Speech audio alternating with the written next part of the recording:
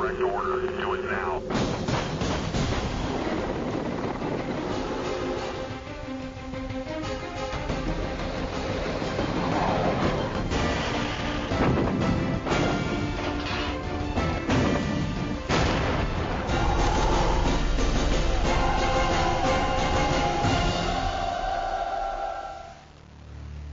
Years from now, this was a battleground where India was fighting one of its toughest wars ever.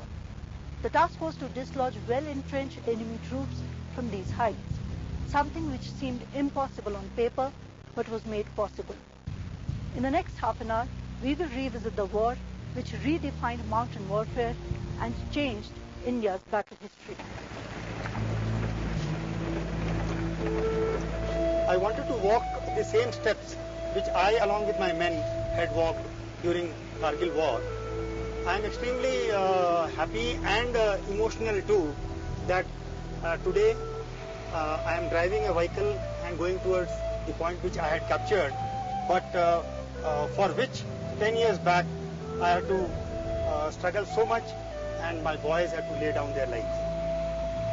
For his men and for the memories of a war, Colonel Ajit Singh retraces the path to point 4812, the 17,500 feet high peak in Batalik, which they captured on the 3rd of July 1999. Singh was then a major, commanding a company of 22 grenadiers, and the target was cut out. The area which we were given is that snow-clad area. That is the top which you see with the snow. That is point 5287, and onto its left you see a biggish rock. That is the place which we were aiming for. A decade ago, it was a 24 kilometers climb from the base of this trackless mountain. Now it's just an hour's drive. This was beyond imagination. I could never imagine that there would be a road which will be leading to point 4812, and it would take only an hour or little less than that for capturing which we had taken more than around 12 hours.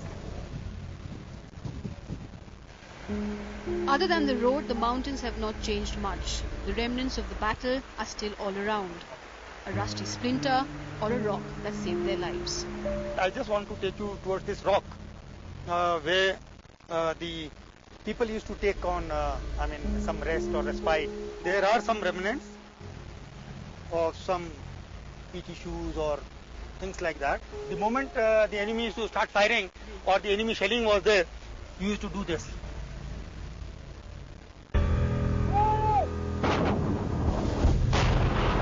Their attack was launched on the night of June 30th.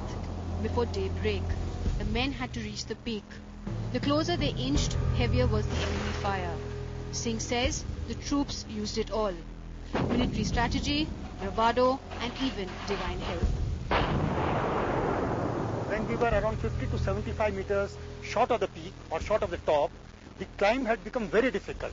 There was a straight cliff in front of us, and the fire of the enemy was coming from all three sides, that is front and the two spurs on the right. We were very close, and we could hear the enemy trying to open the ammunition boxes. There was rumbling down of stones, and the enemy was trying to throw stones also at us. The war had started earlier in May 1999, after over 5,000 Pakistani intruders strategically occupied Indian heights. They were spread along nearly 180 kilometers of these ridges, anywhere between 16,000 to 18,000 feet. For the Indian side, the task was uphill. Barely 150 kilometers away, in Drash 2, the guns were raging. In Dras, the Pakistani intruders had taken positions very close to this National Highway 18, like the Tololing range here, which was barely 3 kilometers away. The aim was to cut off this crucial Leh-Srinagar link. The Indian Army launched the first offensive here at Tololing Peak, aiming to restore the National Highway. First, they failed. But 3 weeks later, on June 17th, Tololing was recaptured. The victory which made way towards point 5140, Three Pimples, Batra Top and Tiger Hill.